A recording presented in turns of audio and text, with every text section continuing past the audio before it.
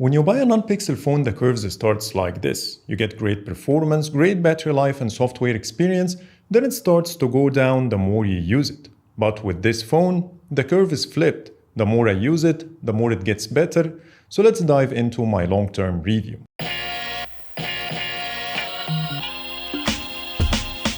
After 9 months of using the 9 Pro XL, I gotta say I enjoyed having this phone. And I think it's one of the best flagships when it comes to value for money. The price is down from $1099 to $899 with the same 1 year of free Gemini Advanced, which is a great deal. And this is the first thing that got better after 9 months. But let's get back to the phone itself to see how it aged over time.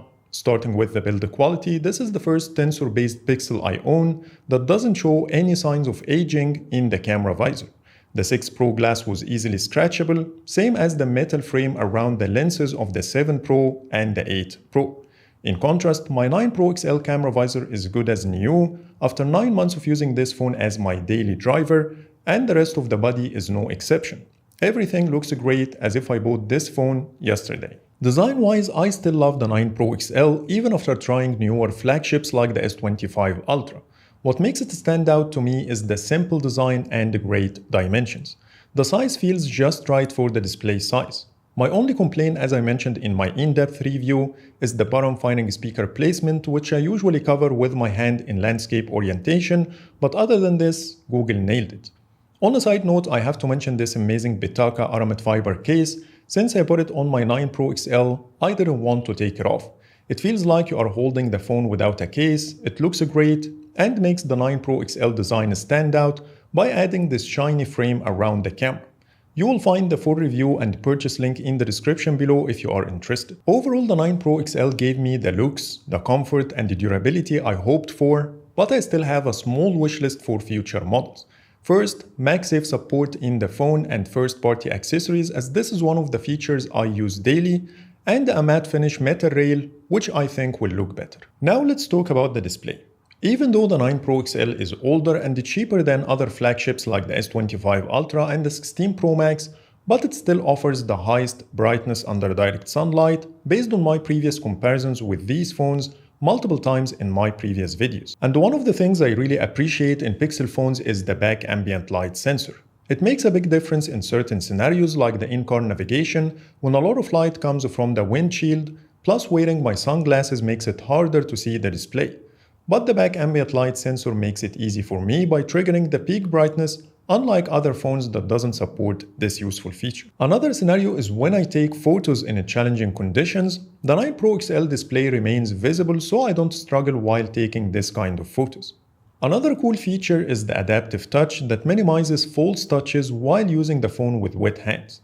You won't even notice how amazing this feature is unless you switch to another phone that doesn't support it. And like any flagship, the scrolling smoothness, the touch responsiveness, the colors, the resolution of the 9 Pro XL display is still on par with the more expensive and the newer flagships you can find in the market right now. On a side note, I used to say that I wish the 9 Pro XL display had the same anti-reflective glass of the Samsung phones, but I don't think the same way anymore. Because once I install a glass screen protector on these phones, they immediately lose their anti-reflective feature and look the same like any other phone. I would say this technology is better to be implemented on the screen protector to give you the protection and the anti-reflective benefits without sacrificing one over the other. So overall, the 9 Pro XL display gave me an amazing experience in the past 9 months and is still going.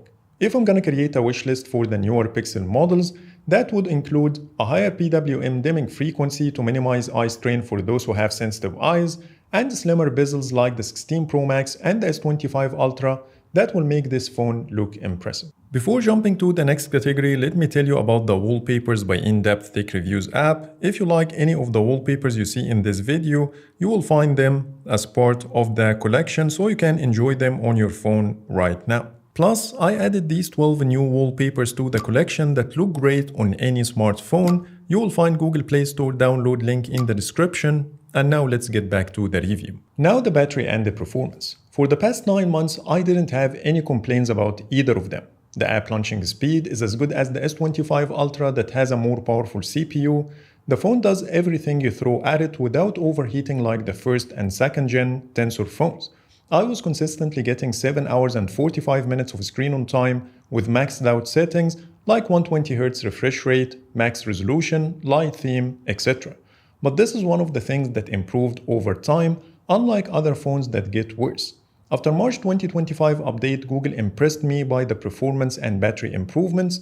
The 7+ hours of screen on time jumped to 9 hours under the same conditions, and in the toughest day, where I spend most of my time outdoors on 5G with 2.5 hours of navigation and playing music on my car's stereo over Bluetooth, I was able to get 8 hours of screen on time, which is great in my opinion. The animations and the performance are no exception. This update made the 9 Pro XL animations a lot better, with better scrolling and generating less heat while doing the same tasks prior to March update. And I did a comparison with the S25 Ultra to validate my observations, and it did really well, as mentioned in my previous video that I will leave its link in the description below if you want to know more. That gives me confidence that Google will be able to deliver a good performance through the 7 years of software support. But there is only one scenario that the 9 Pro XL doesn't handle as good as I expected. When I make a video call and do something else in the background, navigating the phone becomes noticeably sluggish in comparison to normal usage.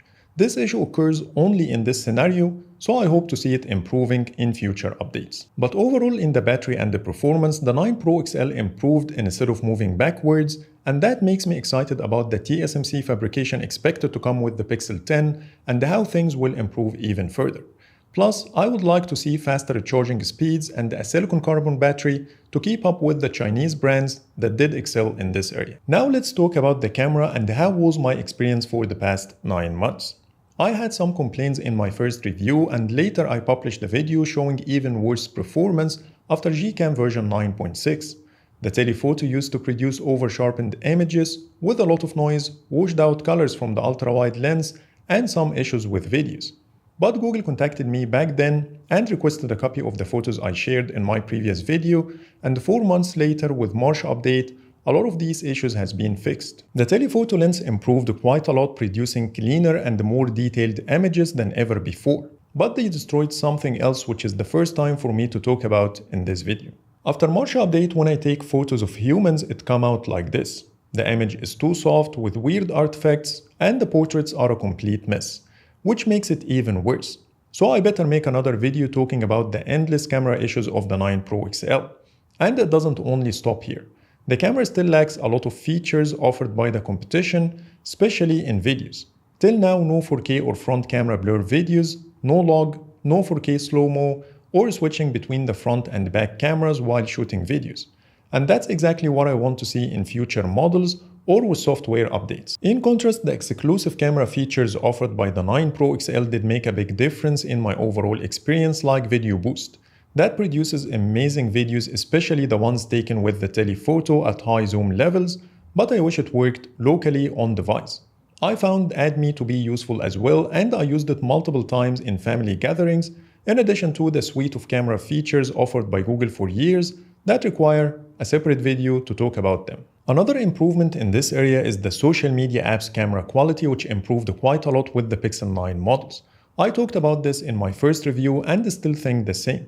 Plus, software updates added some features that didn't exist before, like night mode and the Ultra HDR support in Instagram, the connected cameras feature released with March update that allows other Pixel models or GoPros to be used as a secondary camera to switch between them in live streams, which supports most, if not all, popular platforms like Instagram, Facebook, YouTube, Snapchat, and TikTok. And finally, the underwater photography that I didn't have the chance to test just yet. When I travel, I usually take underwater photos, so I'm curious to see how it works when I test it out. Overall, in the camera, the 9 Pro XL is great in certain areas, plus I'm happy that Google listened to the feedback and addressed some of the issues I came across, but at the same time they came up with new ones. This is the first time to see such an inconsistent performance from a Pixel camera, plus it still lags behind in portraits since forever, and the lack of video features that have been a standard with other flagship for years made my overall camera experience not as good as I expected. So I hope to see extra attention to the camera and seriously fix all the issues once and for all. Now the software. Beside the features, the most amazing part about this phone is how fast I get software updates. I can run Android 16 Beta 3 right now on all supported Pixel models, and a phone like the S24 Ultra is still stuck with Android 14, and this is a huge win for Pixels. I also like the fact that Google is consistently pushing new features every quarter, which keeps me excited throughout the entire year. All of this is great, but I still have some concerns. First, the features availability. A lot of them are still exclusive to the US or few countries in Europe, with no signs that these features will make their way to the rest of the world, especially in the Middle East. Secondly, the slow rollout of features. Till now, some features from October's Pixel drop didn't make their way to any of my Pixel phones. For example, the Screenshots app integration with Gemini. Till now, the feature doesn't exist as shown now on the screen. And the norm is to wait between 2 to 3 weeks to get your hands on the full list of the Pixel drop features, which is annoying. The third and last issue I have in this area is the lack of basic features that other Android manufacturers offer, like multi-selecting apps in the home screen for bulk actions, reordering home screen pages, double-tap the screen to lock, removing or customizing the at-a-glance or the Google search widget, and the list goes on. Yes, the smart features offered by Google are unmatched in any other OS, but the basics are also as important. Overall, the 9 Pro XL software is being my favorite for the great features and simplicity it offers, and no matter how many times I try other phones, I think Pixel phones remain the best in delivering exactly what I need without being overwhelmed with features like One UI or too restricted like iOS. But Google needs to address the 3 concerns I just mentioned to make it perfect. Last but not least, the official availability and warranty. Since the Pixel 1 till now, it's been almost 10 years. And Google didn't put a single foot in a lot of countries, unlike other manufacturers that penetrated almost every country on the map. I'm not sure what's wrong with Google specifically, but regardless the reasons, it's too late and unjustifiable at this point because of others did it. Google simply can, but they just don't want to. So that was my experience with the 9 Pro XL after 9 months. Did it meet my expectations and delivered the experience I hoped for? Yes, it did in all areas except the camera. Yes, March update fixed some issues, but it introduced new ones.